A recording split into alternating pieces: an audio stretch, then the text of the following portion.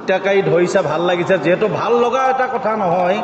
হত্যাকাৰীক গ্ৰেপ্তাৰ হৈছে আৰু আমি এই সময়ত কাকো ধন্যবাদ জনোৱা উচিত নহয়, কাৰণ যেতিয়ালৈকে হত্যাকাৰীক ফাঁচী কাঠত ওলমাই নিদিয়ে তেতিয়ালৈকে আমি কাকো ধন্যবাদ নজনাওঁ। আৰু যেহেতু জুবিন দাৰ পৰিয়ালে ফাষ্ট ট্ৰেক আদালতৰ জৰিয়তে ন্যায় পাব লাগে বুলি কৈছে, আৰু এই ক্ষেত্ৰত চৰকাৰে কোনো কাৰণতে যেন গাফিলতি কৰিব নালাগে। জুবিন দাৰ পৰিয়ালে যিদৰে বিচাৰিছে সেইদৰে চৰকাৰে কৰিবলৈ আমি অসমীয়া যুৱ মঞ্চই দাবী জনাইছোঁ।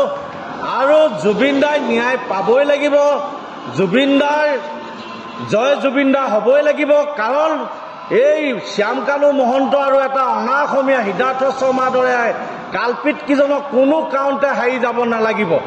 আৰু তেওঁৰ যি চাৰ্জশ্বিট দিয়াৰ সময়ত কোনো কাৰণতে গাফিলতি কৰিব নালাগিব।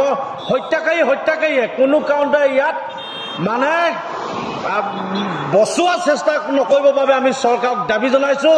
আৰু যদি চৰকাৰে এই ক্ষেত্ৰত গাফিলতি কৰে কিন্তু অসমীয়া যুৱ মঞ্চই গণতান্ত্ৰিকভাৱে আমি আন্দোলন কৰিবলৈ আমি বাধ্য হ'ম। আমি এটা কথা স্পষ্ট, জোনমণি ৰাভাৰ যেতিয়া ঘটনাটো হৈছিলে সেই সময়তো আমি অসমীয়া যুৱ মঞ্চই প্ৰতিবাদ কৰিছিলোঁ যে জোনমণি ৰাভাই ন্যায় পাব লাগিব পৰিয়ালে।